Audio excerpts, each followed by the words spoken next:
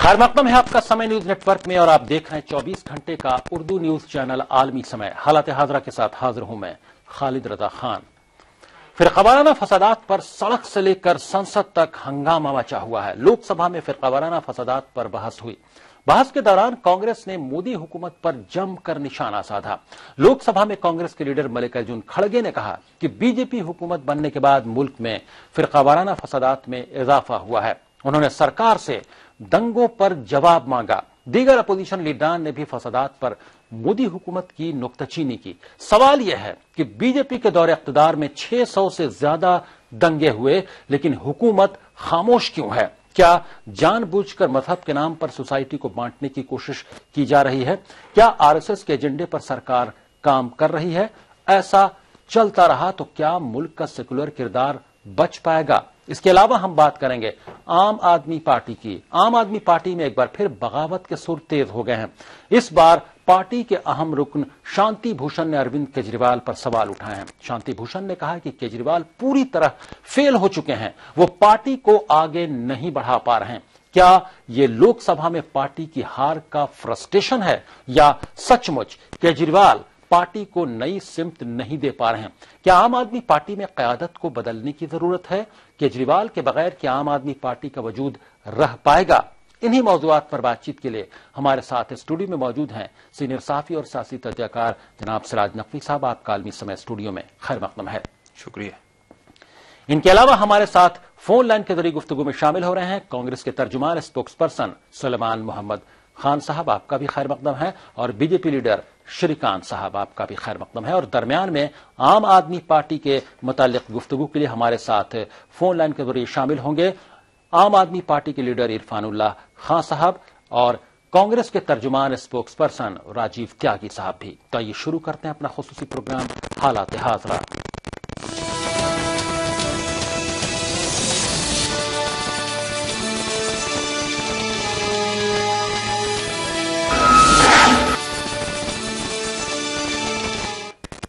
लोकसभा में बुध के रोज फिरकावाराना फसादात पर बहस हुई। बहस के दौरान कांग्रेस ने मोदी हुकूमत पर जमकर निशाना साधा। लोकसभा में कांग्रेस के लीडर मल्लिकार्जुन खड़गे ने कहा कि बीजेपी हुकूमत बनने के बाद मुल्क में फिरकावाराना फसादात में इजाफा हुआ है। उन्होंने कहा कि पिछले 2-3 महीने में मुल्क में 600 से ज्यादा दंगे हुए हैं, लेकिन मोदी हुकूमत खामोश है। खड़गे ने कहा कि लोगों की आवाज को दबाया नहीं जा सकता। उन्होंने सरकार से दंगों पर जवाब मांगा। मैं जब बीएचपी का नाम लिया बहुत गुस्से में आए, बजरंग दल का नाम लिया गुस्से में आए, भागवत साहब क्या किए, उन्होंने क्या बोले वो भी मालूम है आपको। यानी हर लीडर, इनके सिंपथाइजर, इनके सपोर्टर्स, इनके जितने भी कार्यकर्ता है इस देश में अशांति फैलाने के लिए जो स्टेटमेंट देना वही देते हैं कि मक्तल में आते हैं वो खंजर बदल बदल के। मक्तल मीन्स कत्ल करने की जगह, मक्तल में आते हैं वो खंजर बदल बदल के। या रब मैं कहां से लाऊं सर बदल बदल के। मक्तल में तो इनका खंजर बदल बदल के आते हैं, लेकिन जिनकी सर कट जाती है वो सर तो एक ही रहता है, खंजर तो अनेक रहते हैं। तो इसीलिए आपके पास बहुत से खंजर हैं, आप खंजर बदल बदल के मक्तल में आते हैं। वहीं इस तीखी बहस के दौरान बीजेपी एमपी योगी आदित्यनाथ ने कहा कि हिंदुओं के खिलाफ साजिश हो रही है, कांग्रेस मजहब के नाम पर मुल्क को बांट रही है। उन्होंने कहा कि हिंदू कौमियत की पहचान है। जिस हिंदू दर्शन ने सबको शरण दी, सबको फलने फूलने का भरपूर अवसर दिया, आज जब उसी के खिलाफ षड्यंत्र होना प्रारंभ होता है तो उसे एकजुट होना तो पड़ेगा ही। और मुझे लगता है इन लोगों के कर्मों का फल है कि पूरे देश का हिंदू जनमानस आज इस बात के लिए तैयार हो रहा है कि उसके खिलाफ आज शासन तंत्र से जो षड्यंत्र हो रहे हैं उसका जवाब अपने स्तर पर देना ही पड़ेगा। और आज वही स्थिति सामने आई है। लोकसभा में बुध के रोज फिरकावाराना फसादात पर बहस के दौरान एमआईएम के रुकन पार्लियामेंट असदुद्दीन ओवैसी ने भी हुकूमत पर निशाना साधा। उन्होंने क्या कहा, ये सुनते हैं। जो हमारी मुल्क के लिए सबसे बड़ा सालिमियत को खतरा है इस मुल्क के लिए, वो है फिरकाना फसादात। क्या ये बात सही नहीं है सर कि जब फिरकाना फसादात होते तो सबसे बड़ा रोल पुलिस का होता है, और जब तक पुलिस में तमाम तबकों की नुमाइंदगी नहीं होगी, चाहे अक़लियतें हो, दलित हो, हम उन फसादात को रोक नहीं सकते। क्या वो मेरी बात से मुत्तफिक है कि क्योंकि हमारी पुलिस फोर्स होमोजेनियस है, पार्शल होती है, तो क्या पुलिस फोर्स को तमाम तबकों की नुमाइंदगी के लिए क्या करेंगे? दूसरी बात मैं उनसे पूछना चाहता हूं कि आपकी हुकूमत, वजीर दाखिला साहब, ये ऐलान किया, इस ऐवान में बात को रखा कि इस साल आप लोग 12 लाख करोड़ का टैक्सेस आप लोग एक्सेप्ट कर रहे हैं। पिछले साल 10 लाख करोड़ था, अब 12 लाख, यानी 2 लाख करोड़ का इजाफा का आपने तख्मिया लागत किया है, आपने उम्मीद रखी है। अगर ये खेल चलता रहेगा, हिंदू मुसलमान को मारने का अगर खेल चलता रहेगा, फिरकाना फसादात चलते रहेंगे, तो क्या होम मिनिस्टर साहब, क्या आपकी जिम्मेदारी नहीं है कि 2 लाख करोड़ जो इजाफा टैक्सेस आप उम्मीद कर रहे हैं, क्या आपको मिलेगा? वो ये मैं आप पर छोड़ता हूं। तीसरी बात ये होम मिनिस्टर साहब से पूछना चाहूंगा कि मैं बड़ा मुतमईन हूं कि जो बीजेपी के मौजूद रुकन ने जो बात कही है, बहुत अच्छा किया उन्होंने जो भी कहना था हमेशा कहते, हम 10 साल से सुन रहे हैं, मगर क्या वो मुत्तफिक है उस गुफ्तगू से? पार्टी अलग है, हुकूमत अलग है। अब आप हुकूमत में हैं, आपने दस्तूर पर हल्फ उठाया है, आपकी नजर में कोई सब बराबर है, तो क्या आप उनकी बात से मुत्तफिक है?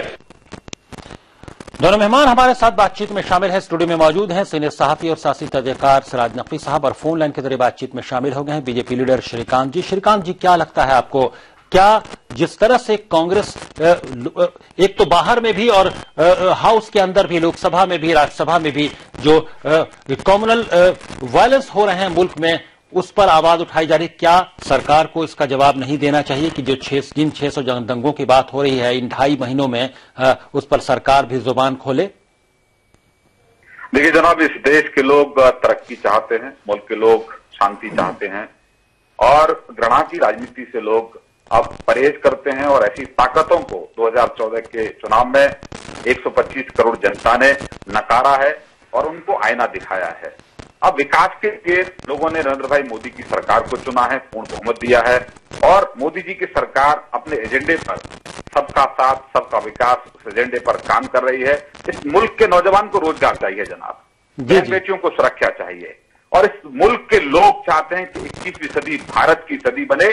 इसीलिए जो घृणा की राजनीति अब तक करते रहे, लोगों को बांटने की जो राजनीति करते रहे, और अपने पापों को छुपाने के लिए, भ्रष्टाचार को छुपाने के लिए, शासन को छुपाने के लिए, अपने निकम्मेपन पर पर्दा डाल। जी श्रीकांत जी, आपने बहुत सही फरमाया कि लोग यही चाहते हैं कि लोग मुल्क में अमन हो, चैन हो और लोग तरक्की करें, लेकिन जो जिन दंगों की बात हो रही उससे तो तरक्की रुकती है, अमन चैन में खलल पड़ता है, तो उस पर तो सरकार को जवाब देना चाहिए और सरकार को जिम्मेदारी लेनी चाहिए, उसे रोकने की कोशिश भी करनी चाहिए। निश्चित रूप से आपने बहुत सही फरमाया, लोकतंत्र है और हम संघीय ढांचे में भरोसा करते हैं। सभी जो राज्य हैं उनके मुख्यमंत्री, देश के प्रधानमंत्री और कैबिनेट के सभी सदस्य एक टीम की तरह काम करें। हम राज्यों में दखलंदाजी नहीं देना चाहते, कानून व्यवस्था राज्यों का काम है, लेकिन इसका कतई मतलब नहीं है कि केंद्रीय बारीकी से सभी तरीके से निगाह रखी जा रही है। लोकतांत्रिक तरीके से हमारे गृह मंत्री उन सभी राज्यों के मुख्यमंत्रियों से बात कर रहे हैं, और एक सीमा तक हम अपनी कार्रवाई भी कर रहे हैं। लेकिन अगर हम ज्यादा कार्रवाई करेंगे तो आप ही लोग कहेंगे कि आप संघीय ढांचे को खराब कर रहे हैं, आप किसी सरकार को बर्खास्त करना चाहते हैं। तो ये लोकतंत्र है जनाब, संविधान से चले जी राजनीति की मर्जी नहीं चलेगा, और एक सीमा तक बर्दाश्त किया जाएगा इन सभी लोगों की गलत कामों को। देखिए जनाब, जब तक आप एक कार्रवाई कर जी, यानी आपके मुताबिक या जो सेंट्रल गवर्नमेंट है उसके मुताबिक ये स्टेट सब्जेक्ट है और लॉ एंड ऑर्डर की प्रॉब्लम है। अगर उत्तर प्रदेश में या किसी और रियासत में दंगे हो रहे हैं तो यकीनी तौर पर वहां की हुकूमत को इसको कंट्रोल करना चाहिए, लेकिन हुकूमत कहीं ना कहीं से जो बीजेपी पर भी इल्जाम डाल रही है कि उनकी भी साजिश है। खैर, इस पर बात करेंगे, आप फोन लाइन पर बने रहे। स्टूडियो में मौजूद है सीनियर जर्नलिस्ट और पॉलिटिकल एनालिस्ट सिराज नकवी साहब, उनसे जानने की कोशिश करते हैं। एक जर्नलिस्ट के तौर पर आप कैसे देखते हैं जो मुल्क के हालात हैं, जिन दंगों की बात हो रही है सिराज नकवी साहब, क्या वाकई उस पर वो सिर्फ स्टेट सब्जेक्ट का मामला है, या कहीं ना कहीं से जो इल्जामात स्टेट लगा रहा है, यानी यूपी हुकूमत लगा रही है, कांग्रेस लगा रही है, उसमें भी कुछ सच्चाई है? देखिए, तकनीकी एतबार से तो आप जो फरमा रहे हैं या श्रीकांत जी जो फरमा रहे थे वो बिल्कुल दुरुस्त है, ये स्टेट का मामला है। लेकिन आप याद कीजिए, हाल ही में एक बयान आया था प्रवीण तोगड़िया का, उन्होंने कहा था कि अगर मुसलमान अहमदाबाद को भूल गए हों तो उन्हें मुजफ्फरनगर याद होगा। इसका मतलब यह है कि अहमदाबाद से मुजफ्फरनगर तक और मुल्क के दूसरे हिस्सों तक फरकावाराना फसादात कराने वाली ताकतें एक ही हैं। ये ताकतें कौन हैं, इनकी पुष्टपनाही कौन कर रहा है, इनकी सरपरस्ती कौन कर रहा है, इसका जवाब बीजेपी को देना चाहिए। इसलिए कि इस बयान पर बीजेपी की तरफ से या हुकूमत की तरफ से कोई रद्द-ए-अमल सामने नहीं आया। ठीक है, ये अगर यूपी में फसादात होते हैं तो यहाँ की हुकूमत जिम्मेदार है, महाराष्ट्र में फसादात होते हैं तो वहां की हुकूमत जिम्मेदार है। लेकिन जिम्मेदारी का मतलब ये होता कि वो हुकूमत फसादात को रोके, लेकिन फसादात को शुरू कराने की कोशिशें या फसादात को बढ़ाने की कोशिशें कौन लोग कर रहे हैं, कौन से अनासिर कर रहे हैं, इसकी तरफ मैंने अभी इशारा किया। तो ये सारी चीजें जो हैं इसको जिस तरह से तोड़ मरोड़ के पेश किया जा रहा है और तकनीकी चीजों का सहारा लिया जा रहा है, वो कतई गलत है। सच्चाई ये है कि कुछ ताकतें हैं इस मुल्क में इस तरह की जो ये नहीं चाहती कि ये तमाम तबकात मुल्क के मिलजुल कर रहे हैं। जहां तक इलेक्शन में जीतने की बात अभी कर रहे थे श्रीकांत जी, इसमें कोई शक नहीं कि बीजेपी ने ये पूरा इलेक्शन मजमूई इज्तिमाई तरक्की के नाम पर लड़ा है। लेकिन ये बुनियादी तौर पर एक गलत प्रोपेगेंडा है कि मुल्क के 125 करोड़ अवाम ने बीजेपी को या एनडीए को हिमायत दी है। तकनीकी एतबार से यह दुरुस्त है कि सरकार बन गई और भरपूर अक्सरियत से सरकार बनी है, लेकिन आप ये याद रखिए कि तकरीबन 40-42% वोट मजमूई तौर पर एनडीए को पड़ा है। बीजेपी का वोट भी 30-32% है। तो ऐसा नहीं है 60-62% वोट जो है ये कहां गया है, किसको गया है? क्या ये बीजेपी के फेवर में आया है, क्या ये एनडीए के फेवर में आया? नहीं, ऐसा नहीं है बिल्कुल भी, बल्कि यह है कि ये तमाम ताकतें जो थी 60-65% ताकतें बढ़ गई और ये जो ताकतें हैं ये मुत्तहिद हो गई हैं और पूरे मुल्क में फसादात फैला रही हैं ताकि बाकी जो असेंबली इलेक्शन होने वाले हैं उनमें जीत हासिल की जा सके। जी श्रीकांत साहब, क्या लगता है आपको, वाकई जो बात सराज नकवी साहब उठा रहे हैं कि जब इस तरह के बयानात आते हैं कि अहमदाबाद अगर भूल गए हैं लोग, गुजरात के दंगे भूल गए हों तो उन्हें मुजफ्फरनगर मुसलमानों को याद रखना चाहिए, क्या इस तरह के बयानात आ रहे हैं तो इस पर जो सेंट्रल गवर्नमेंट है या कोई भी हुकूमत को, बीजेपी की हुकूमत है, मजबूत हुकूमत है, उसको नोटिस नहीं लेना चाहिए, उस पर लगाम नहीं लगाने की कोशिश करनी चाहिए? देखिए, मैं 2 चरणों में आपका जवाब दूंगा। पहले चरण में मैं आपको बात कर चुका हूं शांति और अमन की और विकास की। दूसरे चरण में बात करना चाहूंगा कि ये जो तोगड़िया साहब के बयान की बात कर रहे हैं, भारतीय जनता पार्टी का स्पष्ट मांग है कि 125 करोड़ जनता का मुल्क है और यहाँ संविधान से राज चलेगा, कानून से राज चलेगा, किसी की बयानबाजी से नहीं। दूसरी बात, आप केंद्र शासित राज्यों को देखिए, वहां क्यों इस तरह की घटनाएं क्यों घटित नहीं हो रही है? क्योंकि वहां कानून काम कर रहा है, वहां एक तरफा कार्रवाई नहीं होती है। जो दंगा कर रहा है वो दंगा करने वाला इस देश का दुश्मन है, वो इस देश में तरक्की नहीं चाहता है। ऐसे लोगों के खिलाफ जब तक ईमानदारी से कठोर कार्रवाई नहीं होगी, तब तक ऐसे लोगों को रोका नहीं जाएगा, तब तक मैं मानता हूं आप किसी के बयान को आधार मानकर अपने निकम्मेपन को नहीं छुपा सकते। आप मुजफ्फरनगर में जो दंगा हुआ, आपने सरेआम देखा, दंगाइयों का नेतृत्व कौन कर रहा था, आज भी वो कैबिनेट में सदस्य है। आप कांठ में जो दंगा हुआ, वहां एक एमएलए फतवा जारी करने से ये मुल्क नहीं चलता जनाब। मैं आपको ये पूछना चाहता हूँ कि गांव में अगर 4 धार्मिक स्थल हैं, उसमें से हमारे मुसलमान भाई जाते हैं मस्जिदों में और हमारे जो हिंदू भाई है वो मंदिर में जाते हैं। अब सावन के महीने में अगर भगवान शिव की आरती और कीर्तन नहीं होगा और रमजान में अजान नहीं होगा तो इस देश में जो हमारा भाईचारा है वो कैसे चलेगा? ये सियासत करने के लिए लोग हमको बांटने की कोशिश कर रहे हैं। ऐसे लोगों को देखिए, जनता बड़ी अदालत होती है। मैं और आप तय नहीं करेंगे कि जनता क्या चाह रही है। जनता ये चाहती है कि जो वोट बैंक की राजनीति करने वाले लोग हैं इनको नकारो और जो ईमानदारी से इस देश की तरक्की करना चाहते हैं, विकास करना चाहते हैं, लेकिन गले लगाओ। जी यकीनी तौर पर ऐसी फोर्सेज को मार्जिनलाइज करना चाहिए, किनारे करना चाहिए जो मुल्क को बांटने की, समाज को बांटने की कोशिश करते हैं और सियासत करने की कोशिश करते हैं। सिराज नकवी साहब से जानना चाहेंगे, क्या ऐसा नहीं लगता कि गुज़श्ता चंद महीनों से मुल्क का माहौल, जो समाज का माहौल है, कुछ पोलराइज्ड हो गया है, जिसका सियासत पर भी असर पड़ रहा है और जिसका सियासी फायदा उठाने की चंद पार्टियां कोशिश कर रही हैं? बिल्कुल पड़ रहा है। और अभी श्रीकांत जी जो कह रहे थे, मैं नजरियाती तौर पर जो बात उन्होंने कही, कम से कम उनकी बात से पूरी तरह मुत्तफिक हूं। मुझे अच्छा लगा कि उन्होंने ये कहा, लेकिन सच्चाई कुछ इसके अलग है। दरअसल सच्चाई ये है कि वो ये कह रहे थे कि जो भी फसादात में मुलव्विस है, जो मुलजिम है, जिस पर इल्जाम है, उसके खिलाफ बिल्कुल न्यूट्रल होकर कार्रवाई की जानी चाहिए, यकीनी तौर पर की जानी चाहिए। वो चाहे हिंदू है या मुसलमान है, वो बीजेपी का है या कांग्रेस का है या किसी भी पार्टी का है। लेकिन एक सच्चाई ये भी है कि मरकज में आज की सरकार में एक वजीर ऐसे भी हैं जो मुजफ्फरनगर फसादात के मुलजिम हैं। तो अगर ये मुतालबा आप यूपी की सरकार से करते हैं या महाराष्ट्र की सरकार से करते हैं या गैर बीजेपी सरकारों से करते हैं, तो ये मुतालबा मरकज की बीजेपी सरकार से भी होना चाहिए कि किसी ऐसे आदमी को जिसके दामन पर फसादात का दाग है, उसे क्यों रखा गया है। एक सवाल तो यह है, अब चूंकि ब्रेक का वक्त होने वाला है, श्रीकांत जी छोटा सा जवाब जानना चाहेंगे आपसे, क्या ये जिम्मेदारी नहीं लगती क्योंकि लोगों को जिन पर दंगे का इल्जाम है उनको वजीर बनाया जा रहा है? देखिए जनाब, मैं आपसे एक नम्रता से पूछना चाहता हूं कि दंगे का आरोप किसने लगाया? क्या आप अदालत में वो आरोप तय कर पाए? नहीं कर पाए। अदालत में कुछ तय नहीं कर पाए, उनको केस मिल गई, वो बाहर आ गए। अब किसी पॉलिटिकल पार्टी के आरोप लगाने से, अब सत्ता समाजवादी पार्टी की उत्तर प्रदेश में है, किसी को भी जेल में डाल सकते हैं, और जो आरोपी हैं वो खुलेआम घूम रहे हैं, जनता देख रही है जनाब। और इसीलिए समाजवादी पार्टी का सुपड़ा साफ उत्तर प्रदेश से हो गया, कांग्रेस का हो गया, सपा का हो गया। मैं और आप भी तय करेंगे कि कौन सांप्रदायिक है, कौन अपराधी है। अब तो देश की अदालत तय कर रही है जनाब, उसमें हम और आप कहाँ हैं? हमें जनादेश का सम्मान करना चाहिए, और जो गफलत फैला रहे हैं, जो दंगा फैला रहे हैं, जो जहर घोलने की कोशिश कर रहे हैं, हम सबको मिलकर एकजुट होकर बिना कुछ राजनीति की, जी, यानी कुल मिलाकर हमें भी ऐसा लगता है कि दंगे के नाम पर सियासत हो रही है, इलेक्शन में उसका फायदा उठाने की कोशिश की जा रही है, जो बाई इलेक्शन है उसमें फायदा उठाने की कोशिश की जा रही है। महाराष्ट्र में इलेक्शन है, उसको कहीं ना कहीं से दंगा से जोड़कर सोसाइटी को पोलराइज कर फायदा उठाने की कोशिश की जा रही है। हम गुफ्तगू को आगे नहीं बढ़ा पा रहे हैं। श्रीकांत जी, फोन लाइन के जरिए गुफ्तगू में शामिल होने के लिए आपका बहुत बहुत शुक्रिया। बहुत धन्यवाद, थैंक यू वेरी मच। हालात हाज़िर में वक्त हो गया है ब्रेक का। सिराज नकवी साहब स्टूडियो में गुफ्तगू के लिए मौजूद है। ब्रेक के बाद आएंगे तो बात करेंगे कि आम आदमी पार्टी में एक बार फिर बगावत के सुर उठ रहे हैं। पार्टी के कन्वीनर अरविंद केजरीवाल पर किसी और ने नहीं, सीनियर लीडर शांति भूषण ने जोरदार हमला किया है और अरविंद केजरीवाल की कयादत पर ही सवाल उठा दिए हैं। इसके तमाम पहलुओं पर गुफ्तगू करेंगे और गुफ्तगू में हमारे साथ फोन लाइन के जरिए दिल्ली से शामिल हो रहे होंगे आम आदमी पार्टी के लीडर इरफानुल्लाह खान साहब और कांग्रेस के तर्जुमान स्पोक्स पर्सन राजीव त्यागी साहब भी। फौरन हाजिर होते हैं।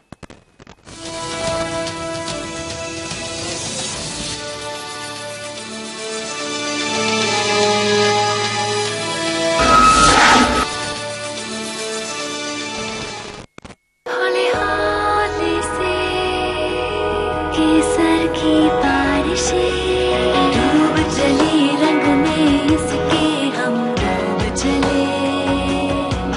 विमल में है कश्मीरी केसर जिसके स्वाद में डूब रहे हैं सब। विमल पान मसाला, दाने दाने में केसर का दम। घूंघट नीचे। चाची, घर में बैतुल खिला कहाँ है? बहू को घर में कहाँ, खुले में ही जाना पड़ेगा। फिर तो तुम घूंघट खोल ही दो। एक तरफ तो बहू का घूंघट भी सरकाना गवारा नहीं और दूसरी तरफ उसे खुले में। इस तरह तो हमने कभी सोचा ही नहीं था। तो अब सोचो, घर में बैतुल खिला बनवाओ और इस्तेमाल करो। शुरू करें निर्मल भारत, जहाँ सोच वहाँ बैतुल खिला।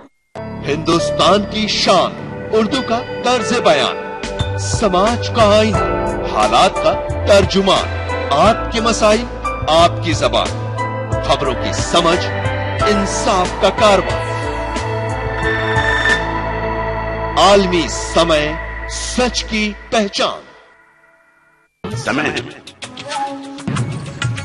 समय परिवर्तन है, समय संजीवनी है, समय मनुष्य है, वर्तमान है, भविष्य है, मासूम ममता की मीठी सी झपकी है। समय सभी का है, समय तुम्हारा है, हम समय, ये समय हमारा है। रहिए समय के साथ।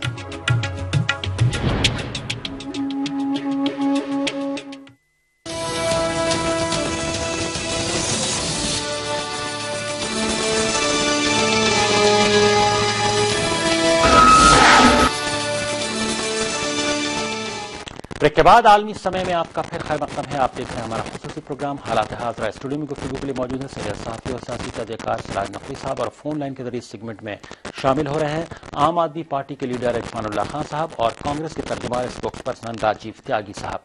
आम आदमी पार्टी में एक बार फिर बगावत के सुर उठ रहे हैं। पार्टी के कन्वीनर अरविंद केजरीवाल पर शांति भूषण ने जोरदार हमला किया है। पार्टी लीडर प्रशांत भूषण के वालिद और अन्ना हजारे टीम के रुकन शांति भूषण ने कहा कि केजरीवाल पार्टी को आगे नहीं बढ़ा पा रहे हैं, वो पूरी तरह फेल हो चुके हैं। हालांकि इस पर आम आदमी पार्टी ने मोहतात रद्देअमल का इजहार किया है।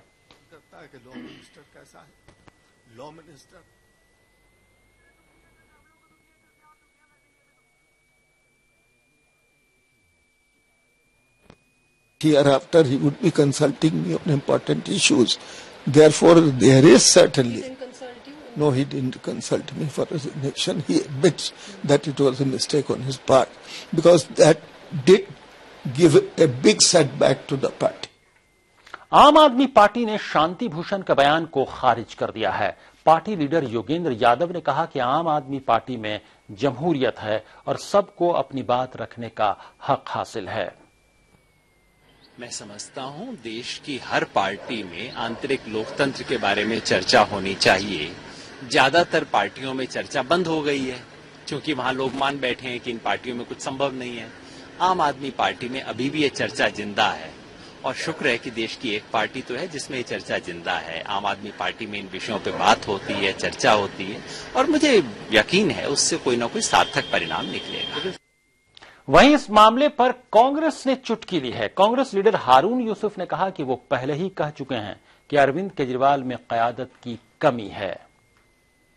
हम हमेशा ये बात कहते रहे कि एक आदमी जो गुमराह करने की बातें करके, लोगों को फरेब देकर, लोगों को झूठे वादे कर कर यहां तक आया है, अब अगर उन्हीं की पार्टी के नेता शांति भूषण साहब ये कह रहे हैं तो इसका मतलब ये है कि जो हालत आम आदमी पार्टी की इस समय है, क्योंकि जो एक तानाशाह जिस तरीके से बर्ताव करता है, मैं समझता हूं कि थोड़े दिन में आम आदमी पार्टी नहीं, तमाम लोग इस बात को पहले ही स्वीकार कर चुके हैं कि उनका जो रवैया है और जो प्रजातंत्र के अंदर उनका कतई विश्वास नहीं है। आज शांति भूषण जी ने कहा है, कल प्रशांत भूषण जी कहेंगे, बाकी जो कहने वाले थे वो कह के निकल भी चुके हैं।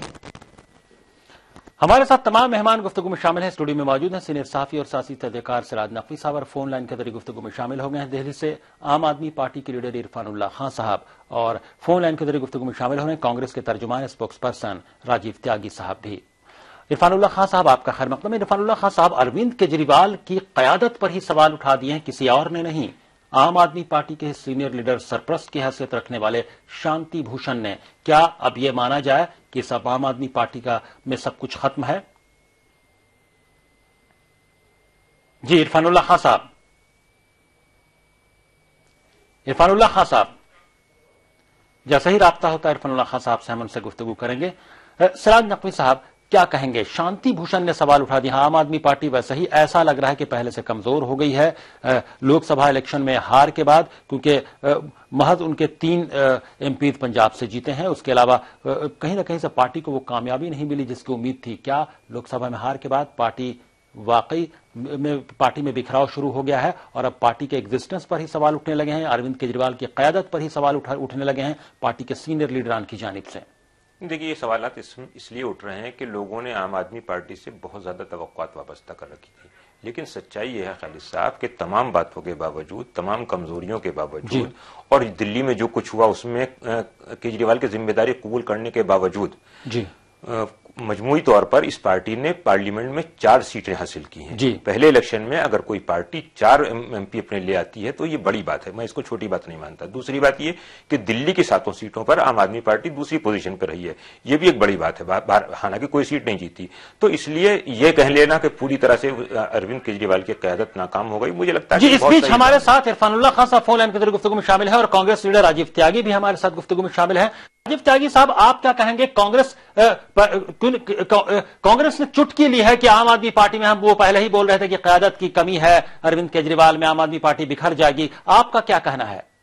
देखिए, आम आदमी पार्टी का जो फुल फॉर्म है वो एक्यूजिंग एब्यूजिंग मैडनेस पार्टी है।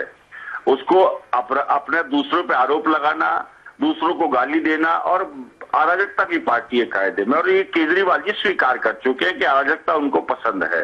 जब हम लोग बात कहते थे, लोग बात कहते थे कि हम आलोचना इसलिए कर रहे हैं, हम लोग बात विपक्षी दल में है, लेकिन आज इस तरह शांति भूषण साहब ने कहा है तो ये सबसे बड़ी बात है कि हिंदुस्तान में प्रजातांत्रिक देश है हिंदुस्तान, और भारत में निश्चित रूप से प्रत्येक दल में प्रजातंत्र की व्यवस्था होनी चाहिए और इनर डेमोक्रेसी होनी चाहिए, जो कि आम आदमी पार्टी में नहीं है, जो कि चिंता का विषय है। एक व्यक्ति के देश आधार पे कोई भी दल नहीं चल सकता, दल सिद्धांतों के आधार पर चलते हैं, और सिद्धांतों की आम आदमी पार्टी में कभी है वो हमने देख भी लिया। जी माफी जी इरफानुल्लाह खान साहब, आपका क्या ख्याल है, क्या लगता है आपको, वाकई शांति भूषण ने जो सवाल उठाया, अब ये माना जाए कि आम आदमी पार्टी में बिखराव शुरू हो गया है? नहीं, देखिए खालिद भाई, जहां तक पार्टी का सवाल है, पार्टी तो बहुत यूनाइटेड हुई है। जी खासतौर से लोकसभा के इलेक्शन के बाद ये बात बिल्कुल साबित हो गई कि अरविंद केजरीवाल साहब ही की एक शख्सियत ऐसी है जो पार्टी को आगे लेकर चल सकती है, पार्टी को जोड़े रख सकती है। मैं समझता हूँ बहुत बेमाने हैं आज की तारीख में कि जब दिल्ली के चुनाव बहुत करीब हैं, इस तरह की बात को पैदा करना, जहां पर हमने 33% से ज्यादा वोट पाए हैं लोकसभा के इलेक्शन में, तो मैं समझता हूँ ये सब चीजें बेमाने हैं। और बेहतर ये होता कि पार्टी के फोरम्स पे ऐसी बातों को उठाया जाता, लेकिन बदकिस्मती ये है कि शांति भूषण किसी फोरम में है नहीं। जी, हालांकि हमारी पार्टी के अंदर जितना लोकतंत्र है, जितनी जमहूरियत है, लेकिन इरफानुल्लाह खान साहब, शांति भूषण साहब पार्टी के एक लीडर भी हैं और कहीं ना कहीं से सरपरस्त की हैसियत में पार्टी के रहे हैं।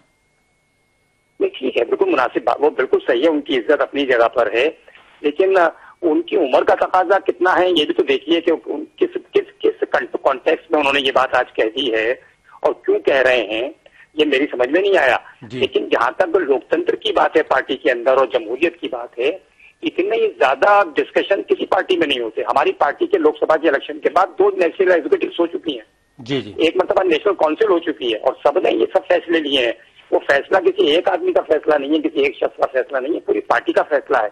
और रोजाना हर जिले के अंदर दिल्ली की मीटिंग्स हो रही हैं और कार्रवाइयां हो रही हैं और डिस्कशन हो रहे हैं, वॉलंटियर बेस्ड मीटिंग्स हो रही हैं।